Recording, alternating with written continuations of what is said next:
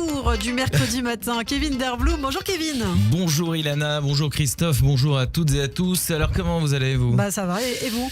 Écoutez, non parce que moi ça va super bien, hein, pas de galère, hein, les enfants sont en vacances. C'est vrai que ma femme est malade, le pape est mort et ma mère s'est démis l'épaule, mais moi dans l'ensemble ça va quoi. À titre personnel, il ne m'est rien arrivé de spécial, donc je peux dire que je passe plutôt un bon début de semaine. En tout cas, vous avez l'air quand même un peu déprimé. C'est plutôt une bonne chose que ça aille bien, non ? Non, Ilana, hein, c'est super chiant. Hein, ça fait un an que tous les mercredis, je vous raconte mes galères quotidiennes et là, il ne m'est rien arrivé. Hein. Je sens que je vais décevoir nos auditeurs qui sont attachés au fait que je sois l'ambassadeur national de la Shkoumoun. Même vous, Christophe, hein, je sais que ce qui vous fait lever les mercredis matins, plus que mon joli minois, c'est le plaisir de découvrir quel malheur il m'est encore arrivé. Je la vois, cette étincelle dans vos yeux à chaque fois que je vous raconte que ma machine à laver a pété, hein. Non, j'ai rien à raconter. Hein. Hier, je me suis levé vers 8h, comme d'habitude, j'ai plutôt bien dormi, hein, ce qui est pas, voilà, alors que d'habitude, non.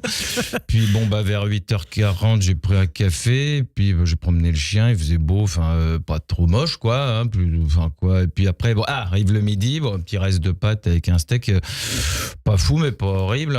Bref, on s'emmerde, quoi. Hein. Oui, voilà, il y a rien à raconter, j'ai rien à raconter. Alors là, vous vous dites, c'est déjà long, hein.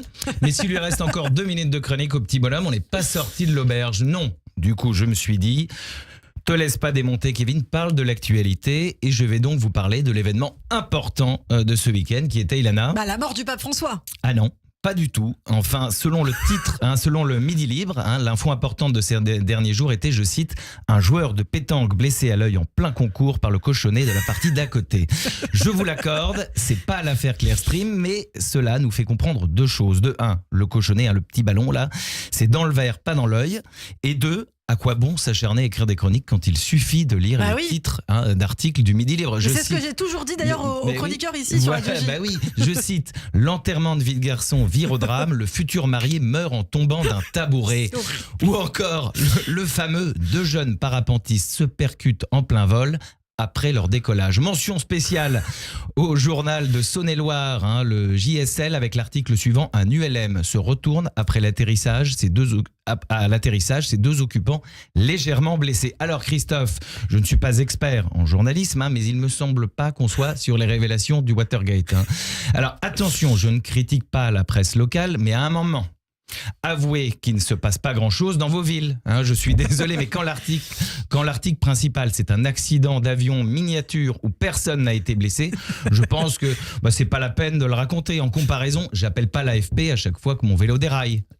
Alors, des fois, quand il n'y a rien à dire, vous avez le droit de ne rien dire. C'est comme sur les chaînes info en continu. En vrai, Christophe, parfois entre nous, il se passe pas grand-chose, C'est un peu du journalisme de porte fermée. Par exemple, les duplex en direct. Souvent, il y a un mec devant une porte fermée et derrière cette porte, il se passe possiblement un truc important. Et c'est là qu'est tout le travail du journaliste. Car ce dernier commente les possibilités de ce qui se dit derrière cette porte où il se passe possiblement un truc dont on ne sait pas pour le moment si c'est important. Et là, retour plateau, le présentateur dit « Et vous, Mireille Michu, experte de l'Observatoire de Bidule, que pensez-vous de ce qui se passe possiblement d'important derrière cette porte dont on a, précisons-le, aucune information à cet instant. Ce qui est le plus fou, c'est que Mireille Michu, elle a un avis. Elle est là.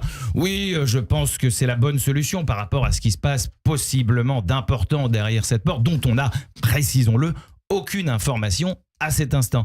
Et le mec en face répond « Je ne suis pas d'accord avec votre analyse de ce qui se passe d'important derrière cette porte, dont on a, précisons-le, aucune information à cet instant. » Et là, attention, priorité au direct. Quelqu'un vient de sortir de cette fameuse porte. Nous l'écoutons tout de suite. Oui, bonjour, je suis le monsieur qui sort de la porte où il se passe possiblement quelque chose d'important. Tout ce que je peux dire à l'heure actuelle, c'est que vous serez en temps et en heure informé possiblement au moment adéquat. Et là, retour au plateau. Au vu de ces nouveaux faits, Mireille, vous qui êtes experte, toutes les cartes sont rebattues, non ? Et cette traversée dans le monde de la presse locale et des chaînes info en continu me rassure, car c'est bien la preuve que même quand il ne se passe rien, il se passe quand même quelque chose, comme quoi même une porte fermée peut nous ouvrir le champ des possibles, et que quand on veut faire rire les gens, on trouve toujours un chemin. Bonne journée, merci de m'avoir écouté. Merci beaucoup. Écoutez, on espère qu'il vous arrivera des galères dans les prochains jours, pour que vous puissiez nous raconter un peu votre vie, quoi. Et quand il se passe rien, ça fait toujours quelque chose. Mais oui, voilà. Merci beaucoup, Kevin. Merci. Tout de suite, l'invité de Christophe Barbier, on l'a dit, Lana Sicuriel, conseillère de coopération et d'action culturelle à l'ambassade de France en Israël.